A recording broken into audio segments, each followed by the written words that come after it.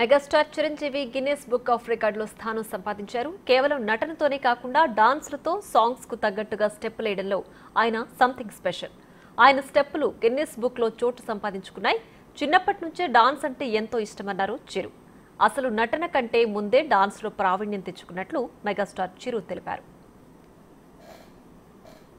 About Guinness Book of World Records, నేను ఊహించండి. I never expected, never dreamt about Guinness Book of World Record because Guinness Bookకి మనకి ఏంటి సంబంధం అనే ఒక ఆలోచన ఏమైనా ఉంటుంది కదా సహజంగా. అలాగే నాకు అలాంటి ఆలోచన ఏమి లేదు. అలాంటిది నేను ఎదురు చూడనటువంటి ఒక గొప్ప ఆనర్ ఈ రోజున నా జీవితంలో నా ఈ సినీ ప్రస్థానం సంబంధించి తారసపడినందుకు ఆ భగవంతుడికి, దానికి కారణభూతులైన మా దర్శక నిర్మాతలకు, నా అభిమానులకు ఎప్పుడు నేను రుణపడి ఉంటాను. Thank you so much.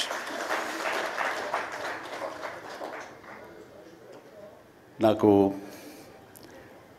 Dances మీద బహుశా నటన కంటే కూడా ముందు నుంచి కూడా డ్యాన్సెస్ మీద నాకున్నటువంటి ఇంట్రెస్ట్ ఈ రోజున ఈ అవార్డు వచ్చేలా చేసిందా అని నాకు అనిపిస్తుంటుంది.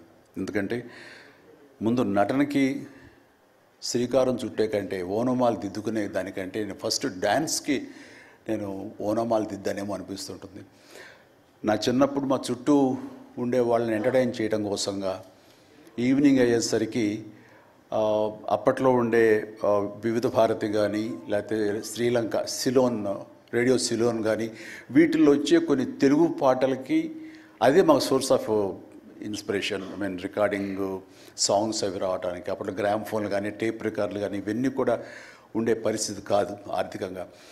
అలాంటి వారానికి ఒకసారి రేడియోలో ఎప్పుడు పాటలు వస్తాయా అని అందరూ ఎదురు చూసేవాళ్ళు. రాగానే శంకరబాబుని పిలవండి, డ్యాన్స్ వేస్తాడు, మనల్ని అలరిస్తాడు అని వాళ్ళందరూ ఉత్సాహంగా ఉంటే వాళ్ళ ఉత్సాహానికి నేను మరింత ప్రోత్సాహంగా తీసుకుని దాన్ని డ్యాన్స్లు వేస్తుండేవాడిని. అట్లాగా అవి డ్యాన్సులు అంటారా, బాడీ కదలిక అంటారా ఏమో తెలియదు, ఒక ఎనర్జీగా అవి ప్రజెంట్ చేయటం అనేది ఒక్కడే తెలుసు నాకు.